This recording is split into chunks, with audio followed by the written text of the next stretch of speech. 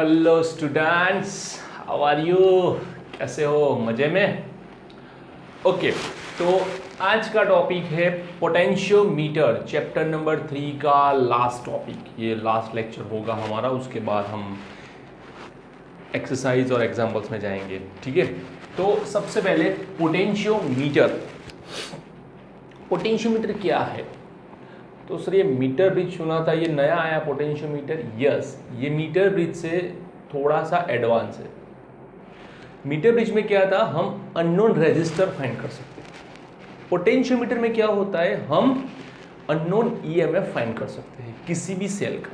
Suppose मुझे रास्ते से कोई सेल पड़ा हुआ मिला, ठीक है, अगर मुझे उसका ईएमएफ फाइंड करना है तो मैं डेफिनेटली ये पोटेंशियोमीटर यूज करके कर सकता हूँ।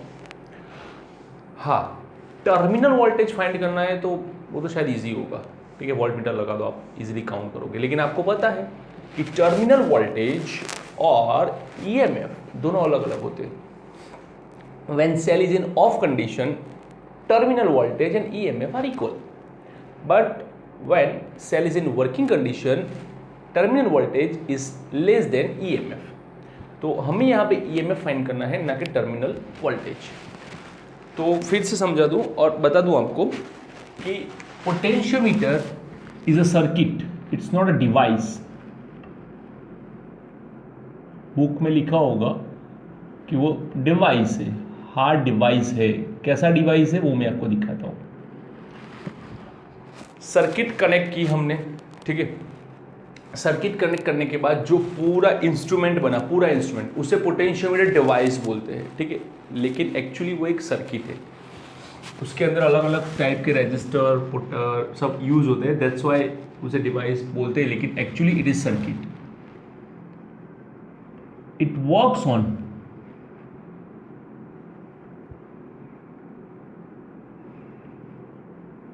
ये वर्क करता है किसके ऊपर? वेस्टर्न ब्रिज के ऊपर। Works on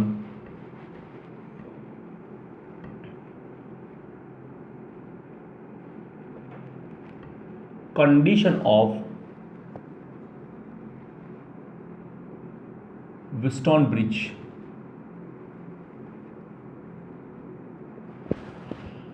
Generally, in a meter bridge, we have 100 centimetre long wire. Metre bridge में 100 सेंटीमीटर का वायर होता है, ठीक है। वही पोटेंशियोमीटर में 400 सेंटीमीटर का होता है लैब में। In lab, practical lab, length of potentiometer wire, length of potentiometer wire is 400 centimetre. तो आपको लगेगा सर ये 100 सेंटीमीटर का होता है तो भी इतना लंबा होता है, ये 400 कितना होगा? कुछ नहीं होगा। उसको ऐसे जिगजैग में डिवाइड कर देंगे। यहाँ पे एक कनेक्शन रखा, बड़ी बड़ी स्ट्रिप डालते हैं, यहाँ पे दूसरा कनेक्शन, ठीक है, होगा ये 100, 200, 300 और 400 का। Okay, got it? चलो, तो सबसे पहले एक क्वेश्चन पूछता हूँ, व्हाई वी रिक्वायर पोटेंशियोमीटर? यहाँ पे आज जो हम टॉपिक्स कवर करने वाले हैं पोटेंशियोमीटर में, लिस्ट इसीलिए बना रहा हूँ क्योंकि बहुत सारे टॉपिक्स है और एनसीईआरटी की बुक में ऐसे कोई बाइफरकेट करके नहीं दिया है, ठीक है। तो फर्स्ट, व्हाई पोटेंशियोमीटर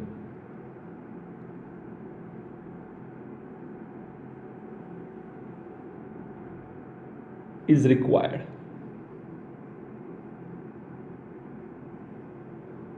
पोटेंशियोमीटर की रिक्वायरमेंट क्या है, क्यों जरूरत है उसकी? तो मैं आपको ये बता दूं, सपोज हमारे पास कोई सेल है, ठीक है, ये इसका इंटरनल रेजिस्टेंस जो कि सेल के अंदर ही होता है, ये पॉजिटिव, ये नेगेटिव, ये इसका इंटरनल रेजिस्टेंस सेल के अंदर ही होता है।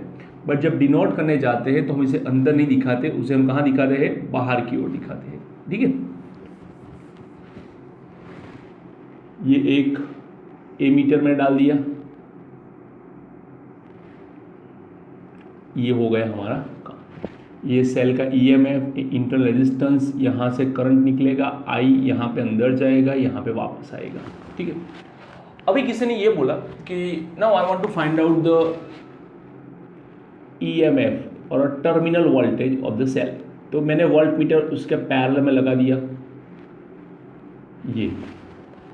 ये कनेक्शन मैंने अभी आपको बोला कि रेजिस्टर जो है वो सेल के अंदर ही होता है, ठीक है।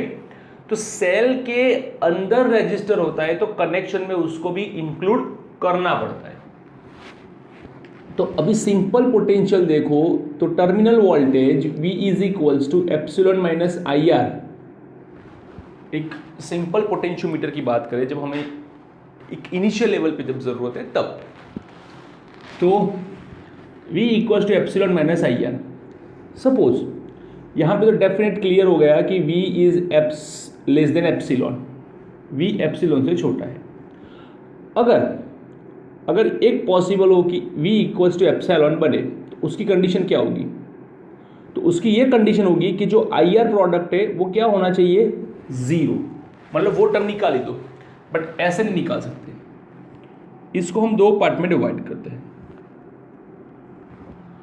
First part, current is equals to zero. अब करंट जीरो कब होगा? तो सर्किट जब बंद होगी, सर्किट इज ऑफ। और अगर सर्किट बंद होती है तो डेफिनेट है we can not measure V।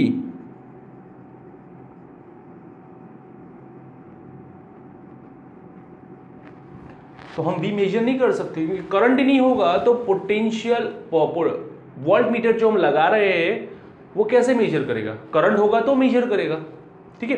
तो दूसरा, तो एक काम करो, इंटरनल रेजिस्टेंस जीरो कर दो। तो आज तक ऐसा कोई सेल नहीं बना है जिसका इंटरनल रेजिस्टेंस जीरो हो। क्यों? क्योंकि जब मैंने ये टॉपिक करवाया था तब आपको बताया था कि इंटरनल रेजिस्टेंस जब जीरो करना होता है तो उसकी एक ही कंडीशन है कि सेल के अंदर वैक्यूम डाल दो। अगर आप वैक्यूम डालते हो तो इलेक्ट्रॉन की मूवमेंट बंद हो जाएगी, इलेक्ट्रॉन प्रॉपर्ली वर्क नहीं करेगा। तो R is not equals to zero, ये पॉसिबल ही नहीं है। दैट्स वाई यहां पे लिख देता हूं मैं, it is impossible. It is impossible, ये पॉसिबल नहीं है। इसीलिए पोटेंशियोमीटर का यूज हुआ कि भाई पोटेंशियोमीटर अगर बनाते हैं, ठीक है, एक बेसिक लेवल पे, और कैसे कैसे हम उसको बना सकते हैं। तो सबसे पहले चलो ये लिख लो, ये है हमारी कंडीशन, एक बेसिक कंडीशन है। तो आगे जाए, एक सिंपल सर्किट ड्रॉ करें, एक सिंपल सर्किट, ठीक है। उस सिंपल सर्किट के अंदर हम, ये हो गया हमारा इंटरनल रेजिस्टेंस, ये हो गई हमारी बैटरी, ये रेजिस्टेंस बॉक्स डाल दो यहाँ पे RB, ठीक है। यहाँ पे आपको 1 2 3 4 जिगजैग मिलेंगे। ये आपका पहला, ये आपका दूसरा, ये आपका तीसरा प्लेट, ठीक है। यहाँ से ये ज्वाइन करो, यहाँ से इसे ज्वाइन करो, हो गया। अब देखो ध्यान से और सिंपल समझो। ये फर्स्ट रजिस्टर R1, उसे कितना लेंगे हम लोग? R। This is EMF of battery.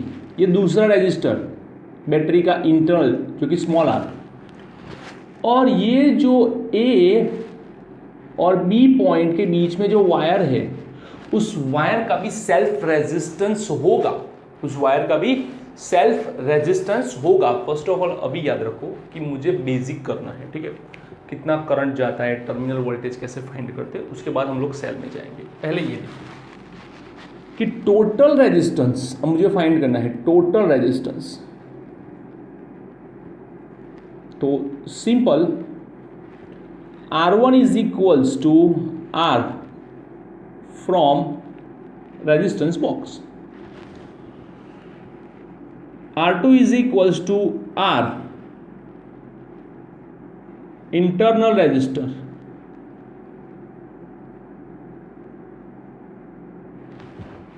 Okay, and the third R3 वो क्या होता है, रेजिस्टेंस और self resistance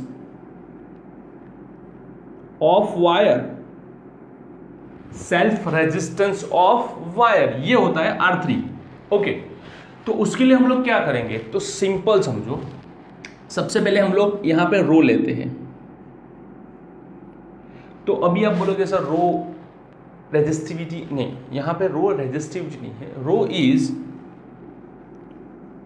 resistance per unit length, ये है। कैसे, तो सपोज समझो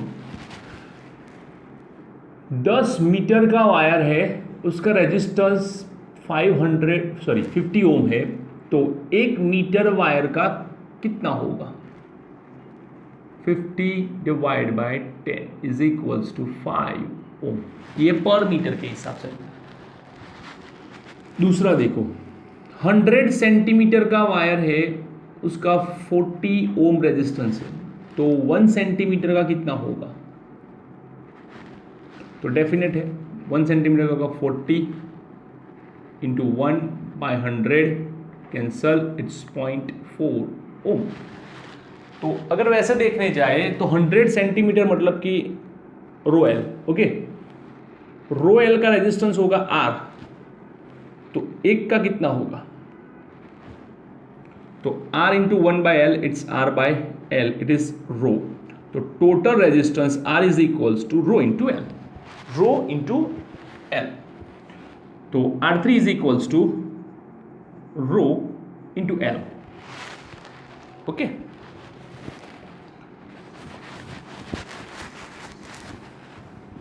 चलो, तो हमारे पास 3 रेजिस्टेंस, 1, 2 और ये पूरा तीसरा। सो total resistance R equal is a sum of R1 plus R2 plus R3, it is R plus rho L. Okay, now current flowing through the circuit,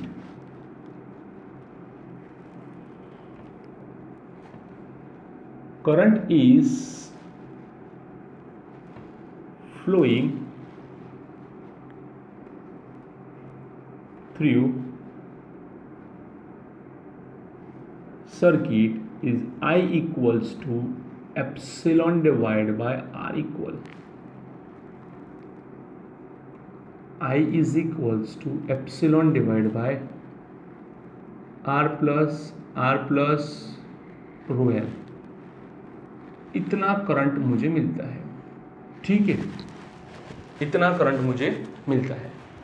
अभी चलो सुनो, अभी हमने जो ये R3 लिया ना, थोड़ा उसको एक बार रिवाइज कर लेते हैं।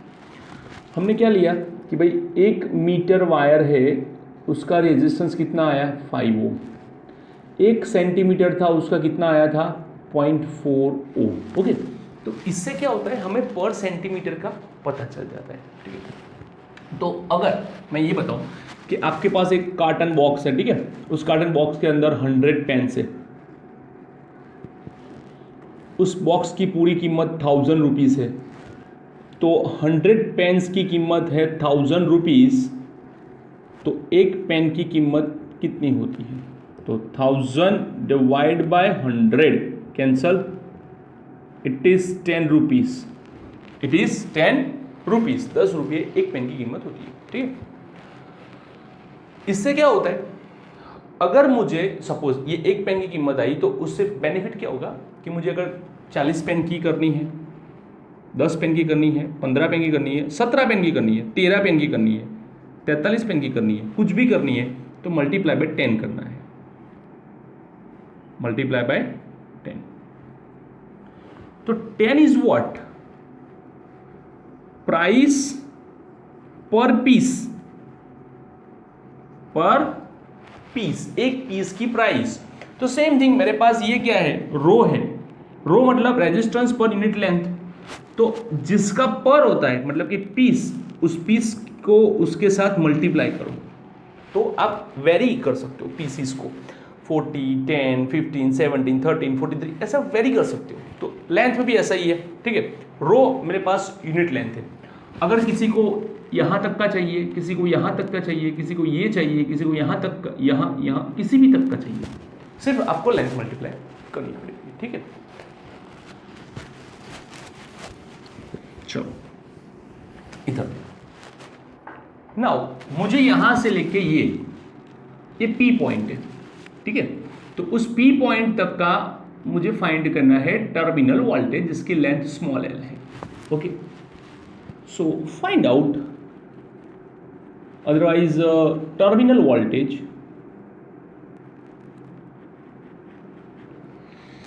बड़ा लिखो, terminal voltage between A and P is VAP। अब सिंपल है, टर्मिनल वोल्टेज कैसे फाइंड करोगे, I R डैश। सर ये I क्यों मल्टीप्लाई किया, I चेंज नहीं होगा। तो आप ध्यान से देखो, कहीं पे भी आपको जंक्शन दिखाई देते हैं, हाँ सर ये रहा जंक्शन, ए भाई ये जंक्शन नहीं है, ये प्लेट है, ठीक है, ये वायर नहीं है, ये प्लेट से ब्रॉड प्लेट है, ठीक है। तो जंक्शन नहीं है ये, तो आप कहीं भी देखो करंट कहीं भी डिवाइड नहीं होगा, सीधा कंटिन्यूअस रोटेट करता रहेगा, कंटिन्यूअस रोटेट करता रहेगा। तो यहाँ पे हमें सीरीज कॉम्बिनेशन मिल रहा है, और सीरीज कॉम्बिनेशन में जो करंट है वो कांस्टेंट रहता है, वेरी नहीं करता है। So VAP I R dash rho into small L, मतलब resistance between A and B, चलो R डैश नहीं RAP लिख देता हूं ताकि आपको पता चले किसका रेजिस्टेंस हमें फाइंड किया है। I is equal to what, epsilon rho L divide by R plus rho L। अब मैं आपको कुछ बता रहा हूं, वो आप ध्यान से देखना। सपोज अगर ये P पॉइंट यहां की जगह पे यहां पे होता सपोज, तो क्या EMF चेंज होता,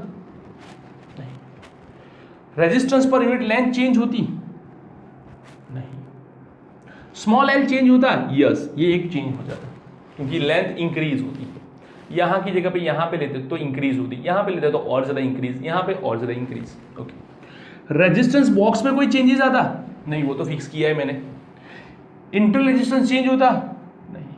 और ये क्या है, total resistance of 400 centimetre wire, मतलब A और B का रेजिस्टेंस वो भी वेरी नहीं करता, मतलब कि यहां पे L को छोड़ के ड्यूरिंग द एक्सपेरिमेंट सारे के सारे कांस्टेंट रहेंगे, ये सारे के सारे यहां पे कांस्टेंट मिलेंगे हमें ड्यूरिंग द एक्सपेरिमेंट। देखो ध्यान से, ठीक है। तो इसका मतलब ये हुआ कि जो पोटेंशियल की वैल्यू है VAP is only proportional to L, सिर्फ L पे डिपेंडेंट है, proportional to L। So VAP proportionality हटा दो तो sigma into L, it's not a conductivity, sigma is equals to epsilon rho divide by R plus rho L, and sigma is equals to L को नीचे लेके आओ, VAP bye L। Simply अगर मुझे लिखना है कि sigma is equals to V by L, तो इसे बोलते हैं वोल्टेज ड्रॉप या तो पोटेंशियल ग्रेडियंट। क्या बोलते हैं, potential gradient.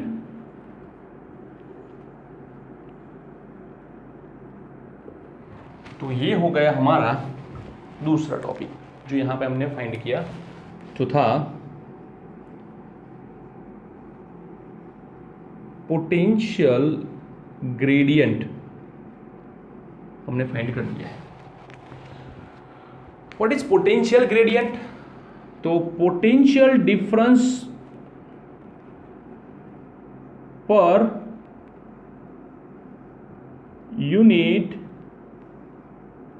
Length, potential difference पर unit length, that is a potential gradient, इसे पोटेंशियल ग्रेडियंट बोलते हैं।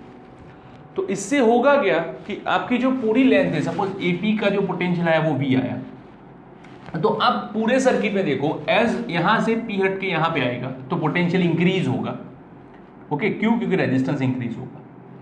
यहां पे आएगा तो और इंक्रीज होगा, यहां पे और इंक्रीज और इंक्रीज। बट जैसे जैसे पोटेंशियल इंक्रीज होता है लेंथ भी इंक्रीज होगी, डेफिनेट है। तो लेंथ इंक्रीज होते ही वो जो सिग्मा है वो पूरे 400 सेंटीमीटर के लिए कांस्टेंट हो जाएगा। आप कहीं भी उंगली रखो वो कांस्टेंट मिलेगा, आप कहीं भी उंगली रखो वो कांस्टेंट मिलेगा, ठीक है। तो उसे बोलते हैं पोटेंशियल ड्रॉप। हर पर यूनिट लेंथ 1-1 सेंटीमीटर में कितना ड्रॉप मिलता है वो आपको पता चल जाएगा, ठीक है। चलो लिख लो,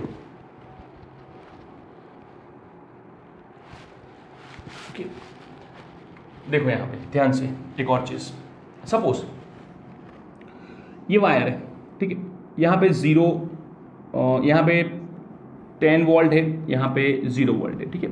उसका पूरा जो पूरी लेंथ जो है वो 5 सेंटीमीटर की या 5 मीटर की है, ठीक है। तो 1 2 3 4 5 हो गया। तो ये हो गया हमारा 1 मीटर, ये 1 मीटर, ये 1 मीटर, ये 1 मीटर, ये 1 मीटर।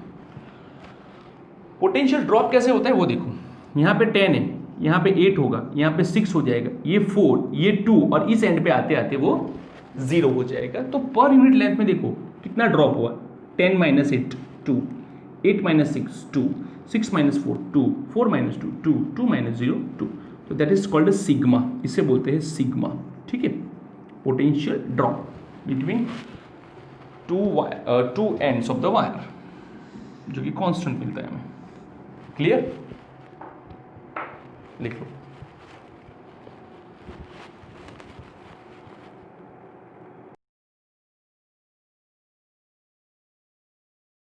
चलो नेक्स्ट, सेकंड ये हो गया to find EMF of cell. अभी आएगा कैसे फाइंड करना है ये देखते हैं, ये निकाल देते, ठीक है। यही सर्किट पे हम लोग वर्क करेंगे।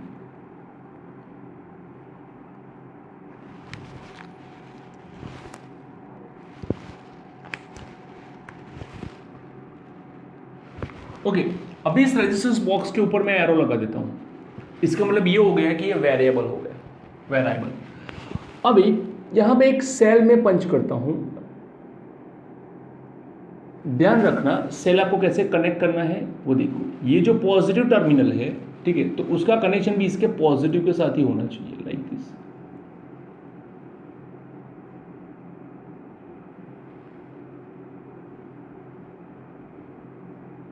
गैल्वेनोमीटर, ठीक है, ये ऊपर जो है वो की है, ये ईएमएफ है। अब ध्यान से देखना, K1 ले लेंगे, ठीक है।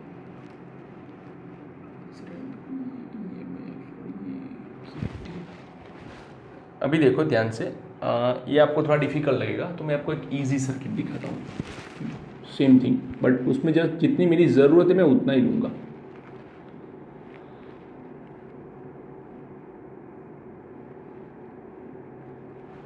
उससे ज़्यादा मैं यूज़ नहीं करूँगा। ये हो गया हमारा पोटेंशियोमीटर का वायर, ठीक है। ये है ए, ये बी, ये सपोज एन ले लो, ई ले लो, कुछ भी ले लो, ठीक है। ये हमारा ईएमएफ यहाँ पे नहीं लेना है, यहाँ पे हम लोग लिखेंगे सेल का ईएमएफ, जो उसके बड़ा होना चाहिए। और बैटरी, सेल भी नहीं, बैटरी ले लो, बड़ी बैटरी। बैटरी और सेल एक ही होता है, लेकिन नाम अलग अलग की है, ठीक है। ये बैटरी ज़रूरत नहीं है कुछ भी ऊपर की, नीचे का ये चाहिए ईएमएफ, ओके। अब ध्यान से देखो कि हमारे पास जो गैल्वेनोमीटर था वो यहाँ पे मैंने कनेक्ट किया है इसके साथ, और यहाँ पे मुझे जीरो डिफ्लेक्शन मिल रहा है, zero deflection, like this, zero deflection, okay.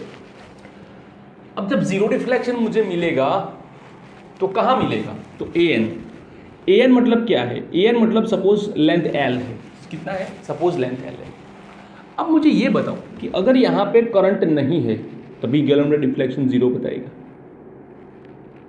ठीक है। करंट नहीं है तो करंट क्यों नहीं होगा, करंट यहाँ पे तो है भाई, तो फिर यहाँ पे क्यों नहीं है, क्योंकि इस पॉइंट का पोटेंशियल और इस पॉइंट का पोटेंशियल सेम हो गया, यहाँ पे भी पोटेंशियल सेम हो गया, ठीक है। इसके कारण करंट यहाँ से सीधा ऊपर चला जाता है, नीचे नहीं आता है। अब ध्यान देना, ये दोनों पैरेलल कॉम्बिनेशन में है, और पैरेलल कॉम्बिनेशन का रूल क्या है कि ऊपर नीचे का पोटेंशियल सेम होना चाहिए, ठीक है। यहाँ पे हम लोग लिखते हैं कि भाई जो वी ए एन है उसका पोटेंशियल, ये सपोज ए डैश ले लो, ये सपोज एन डैश ले लो, और ए डैश एन डैश जितना होना चाहिए, सिंपल। अभी वी ए एन क्या है, तो वी ए एन ये 400 सेंटीमीटर का लेंथ है और उसका पोटेंशियल हमने आगे निकाल चुके हैं हम लोग, sigma into L, sigma into L, जितनी लेंथ होगी उसका सिग्मा। और ए डैश एन डैश, तो ए डैश और एन डैश के बीच में क्या है, ईएमएफ, तो इसका पोटेंशियल कितना होगा, अगर सीधी बात है करंट नहीं है तो जितना पोटेंशियल होगा उतना ही टर्मिनल वोल्टेज होगा, सीधी बात है। तो करंट नहीं है तो terminal voltage V equals to epsilon minus I R के अकॉर्डिंग ये जीरो, ये मिलेगा V इक्वल्स टू एप्सिलॉन, तो sigma is equals to epsilon, ठीक है। तो ये एक सिंप्लीफाइड सर्किट है जो मैंने यहाँ पे यूज की। तो लिखते हैं कि भाई गैल्वेनोमीटर जो है वो यहाँ कहीं आते आते, सपोज इसको नाम दे देते हैं N, ओके। When galvanometer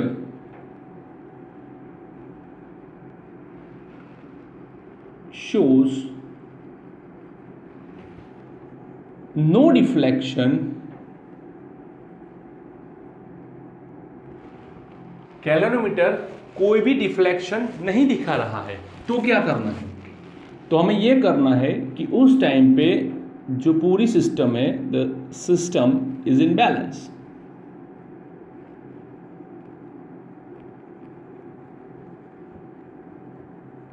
और उस हिसाब से जो हमारा वी ए एन जो है वो ई एम एफ जितना होगा, वी ए एन जो है वो ई एम एफ जितना होगा, और वो कितना होगा, तो V N is what, sigma into L. अगर आपको किरचॉफ लॉ अप्लाई करना है then you also can apply Kirchhoff law, ठीक है, कि भाई चलो यहाँ पे तो करंट है, ये इस डायरेक्शन में जा रहा है, फिर यहाँ से ये डायरेक्शन में जा रहा है, फिर इस डायरेक्शन में जा रहा है, फिर ये डायरेक्शन में जा रहा है, वापस आ रहा है, यहाँ से आगे बढ़ रहा है, ओके। किरचॉफ लॉ अप्लाई करते हैं, कौन सा लूप लेंगे, लूप लेंगे ए एप्सिलॉन एन टू ए वापस, ओके। ए से बैटरी, पहले बैटरी का कौन सा एंड आएगा, पॉजिटिव, बाद में नेगेटिव, मतलब माइनस एप्सिलॉन। फिर ये जो की है वो मैंने क्लोज कर दी, ठीक है। गैल्वेनोमीटर में तो कोई करंट जा नहीं रहा है, मतलब यहां तक तो कोई करंट आएगा नहीं, तो कोई भी टर्म लिखने की जरूरत नहीं है। फिर यहां से ये जो रेजिस्टेंस है वो मुझे लिखना पड़ेगा, और उसका करंट आई, ठीक है, और उसका resistance R dash is equals to 0। लेकिन मैं जा रहा हूं एन टू ए और करंट जा रहा है ए टू एन। फिर से सुनो, मैं जा रहा हूं एन टू ए और करंट आ रहा है ए टू एन, मतलब opposite. Epsilon is equals to I R dash, और I R dash is what, V A N, और V N is what, sigma into L. तो ये आपका किरचॉफ लॉ के अकॉर्डिंग भी है, बुक में किरचॉफ लॉ के अकॉर्डिंग भी है, तो आप किरचॉफ लॉ के अकॉर्डिंग समझ सकते हो, ठीक है। चलो फटाफट लिख लो, ये ऊपर का छाप लो, हो गया, पोज करके छापो, पोज करके छापो। क्यों भाई ऐसा करते हो, पोज करो फिर लिखो, ताकि आपको भी इजी रहे, मुझे भी इजी रहे। चलो यहां पे सेल का ईएमएफ हो गया। Fourth point, comparison of EMF. अगर मुझे ईएमएफ के कंपैरिजन करवाना हो तो कोई दिक्कत नहीं है, करवा सकते हो आप लोग। तो उसके लिए आपको करना क्या पड़ेगा, एक दूसरा सेल इसी के साथ इसी के पैरेलल में कनेक्ट करो, ठीक है। ये इसका ईएमएफ ये 1 था तो ये 2 है, ठीक है। ये 2 पॉइंट, ये 1 पॉइंट,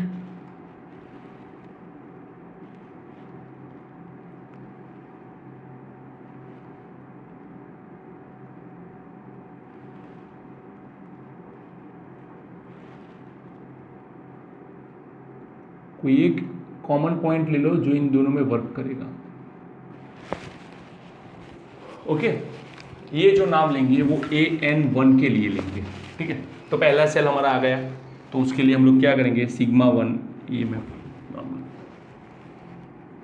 AN1। ओके, अब जब दूसरा सेल मतलब कि दूसरी की ऑफ होगी और पहली की ऑन, एक टाइम पे आपको एक ही सेल यूज करना है, ठीक है। तो उसमें आपको डिफ्लेक्शन कहीं यहाँ मिल रहा है, दैट्स N2। ओके, तो सिर्फ आपको इतना ही लिखना है, same condition Kirchhoff law apply करो या जो सर्किट ड्रॉ की थी वो अप्लाई करो, सिर्फ सेल चेंज हो रहा है। For second cell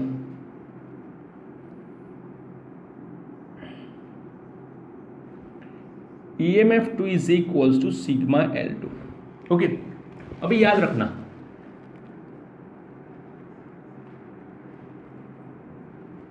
we can use only one cell at a time, मतलब एक ही टाइम पे हम लोग एक ही सेल यूज कर सकते हैं, एक साथ दोनों का नहीं।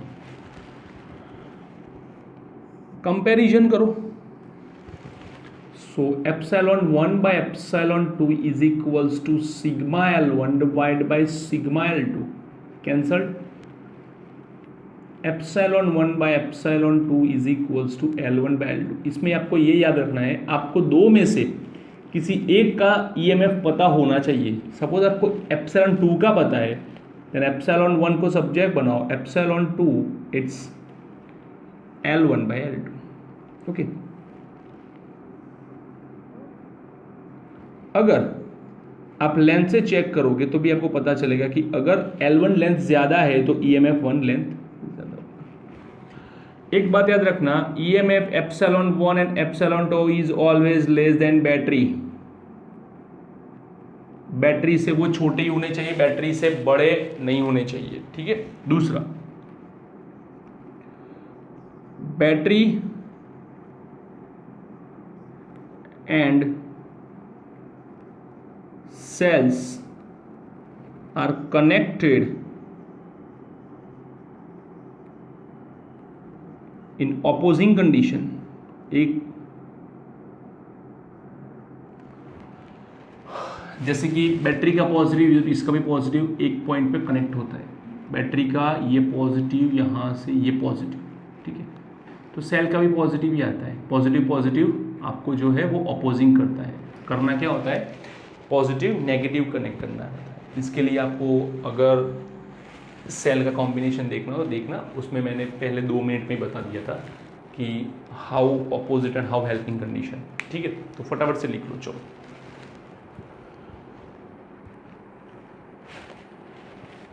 हो गया, ओके। चलो यहाँ पे हम लोग थोड़ा सा ही आगे जाते हैं और ये हम लोग कैंसिल कर देते हैं, इसे कैंसिल।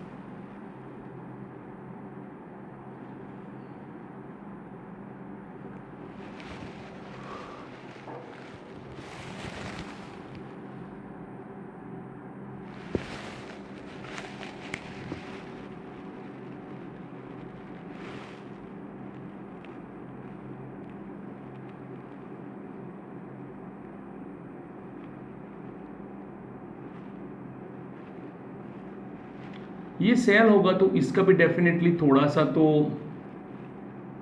वो होगा, ठीक है। इंटरनल रेजिस्टेंस स्मॉल आर, वैसे तो ये आर लिखने की हमें ज़रूरत नहीं है, ठीक है, बुक में दिया भी नहीं है, सिर्फ रेजिस्टेंस बॉक्स दिया, क्योंकि यहाँ पे जो हम लोग काउंट करेंगे सेल का EMF वो बहुत ही नेग्लिजिबल होगा। बैटरी का EMF हमें बहुत ही नेग्लिजिबल लेना है, इसलिए हम लोग हाई वोल्टेज बैटरी यूज़ करेंगे। अब ध्यान से देखो, आपको फाइंड क्या करना है, 5th नंबर,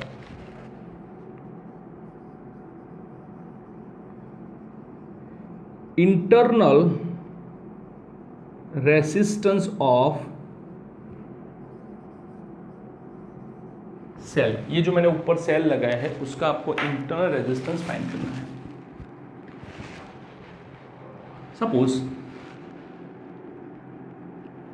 कि K इज ओपन, तो इसका मतलब क्या हुआ, की ओपन होगी तो current does not pass through resistance.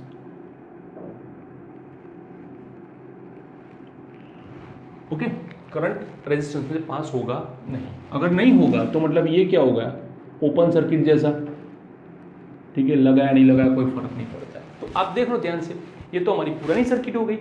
तो इसके हिसाब से sigma is equals to EMF is equal to sigma into L 1।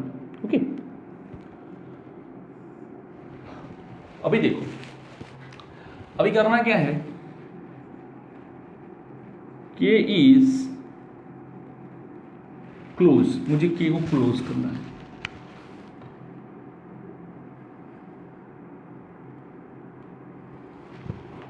जैसे ही मैंने K को क्लोज कर दिया ये, ओके, तो जो करंट है, ध्यान से सुनना हो और समझना भी, पास थ्रू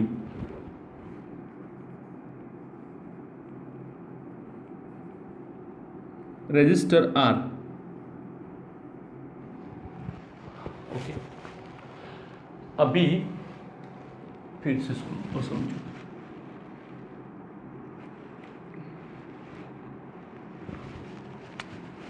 चार 400 सेंटीमीटर का लॉन्ग वायर,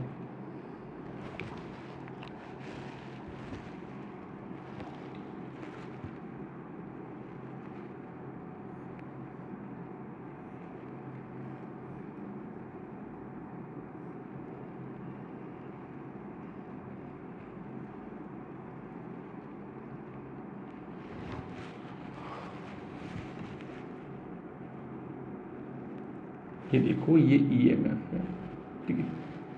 अब ध्यान से सुनो और समझो, इसका जो करंट है वो यहाँ पे आया, यहाँ पे आया, यहाँ गया, वापस आया।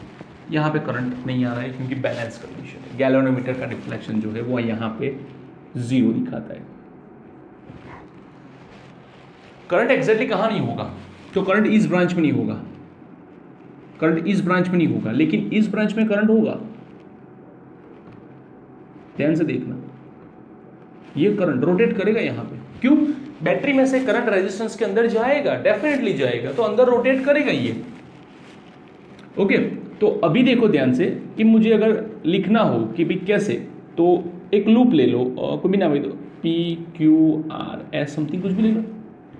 P से Q कुछ नहीं है, Q से R माइनस IR, फिर R टू S, एक मिनट, P से Q, Q से R, ये हो गया आपका रेजिस्टेंस R, ठीक है, बैटरी रेजिस्टेंस, ओके, हाँ। तो ये जो EMF है that is IR, okay, but when cell is in working condition, cell किस कंडीशन में है, वर्किंग कंडीशन में, तो सेल जब वर्किंग कंडीशन में होता है तो EMF IR नहीं होता है, EMF IR प्लस R होता है। EMF क्या होता है, R प्लस R होता है। वर्किंग कंडीशन में EMF is R plus R होता है, ठीक है। कैसे, तो ध्यान से देखो, सपोज मैंने यहाँ पे आपको एक रेजिस्टेंस कनेक्ट करके दे दिया, ठीक है, तो P से Q जाओ कुछ नहीं है, Q से R जाओ उसी डायरेक्शन में माइनस IR, फिर R से S कुछ भी नहीं है, आप जा रहे हो S टू P और करंट भी उसी डायरेक्शन में जा रहा है माइनस, फिर सेल का फर्स्ट नेगेटिव सेकंड पॉजिटिव 0 उस तरफ भेजो, हो गया।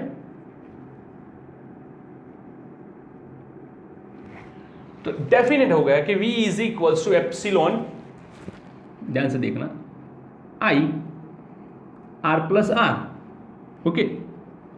तो ये तो क्या हुआ, ये तो हो गया टर्मिनल वोल्टेज, क्या हो गया, टर्मिनल वोल्टेज। तो टर्मिनल वोल्टेज, और दूसरी बात, पैरेलल कॉम्बिनेशन में ये पॉइंट और इस पॉइंट का पोटेंशियल क्या होता है, सेम होता है, ये पोटेंशियल V, ठीक है। फिर से सुनो, पैरेलल में ऊपर का पोटेंशियल और नीचे का पोटेंशियल क्या होता है, सेम होता है। So V is equals to IR is equals to, अभी जब आप कंडीशन चेक करोगे ना तो रेजिस्टेंस जब होगा, ये की क्लोज हुई, तो की क्लोज होने के बाद ये जो पॉइंट है वो नया मुझे मिला N2, ये आपका इनिशियल पॉइंट था, इसे हम N1 बोलेंगे और ये हमारा N2 है। N2 मतलब लेंथ चेंज, तो उस टाइम पे आपको सिग्मा इंटू L2 मिलेगा। क्या मिलेगा? Sigma into L2। याद रखना, जब की ओपन थी तो मुझे यहाँ से करंट, यहाँ पे गैल्वेनोमीटर 0 दिखाया, जब मैंने की को क्लोज कर दिया तो मुझे करंट में यहाँ पे 0 दिखाया, मतलब सिग्मा इंटू L2। अभी हम करेंगे क्या, तो ratio EMF bye potential, sigma L1 by sigma L2. EMF is what? I R plus R. V is equals to what? IR is equals to L1 by L2. Cancelled. R के नीचे R, small r के नीचे capital R, L1 by L2 cancelled. 1 plus R by R, L1 by L2, 1 को उस तरफ भेजो तो R by R is equals to L1 by L2 minus 1, तो capital R L1 by L2 minus 1। Here L1 is greater than L2, L1 मतलब K is open, L2 मतलब K is close, ठीक है। तो K जब open रखोगे तो आपको L1 बड़ा मिलेगा और जब K2 रखोगे तो आपका L2 छोटा मिलेगा। इसका मतलब ये हुआ कि मुझे यहाँ पे थोड़ा चेंज करना पड़ेगा, मुझे यहाँ पे N1 यूज़ करना पड़ेगा, मुझे यहाँ पे N2 यूज़ करना पड़ेगा, ठीक है। प्रॉपरली भी सर्किट ड्रॉ करनी ज़रूरी होती है। तो ये हो गया हमारा पोटेंशियोमीटर, उसका जो पोटेंशियोमीटर इज रिक्वायर्ड, मतलब उसका कॉन्सेप्ट जो है potential gradient to find the EMF हमने यूज़ किया, फिर कंपैरिजन किया, फिर इंटरनल रेजिस्टेंस फाइंड किया। तो ये पूरा पोटेंशियोमीटर का टॉपिक है, ठीक है। JEE और नीट में भी इसके न्यूमेरिकल्स आते हैं, वो हम एक्स्ट्रा डोज में देखेंगे, ठीक है। तो लिख लो फटाफट।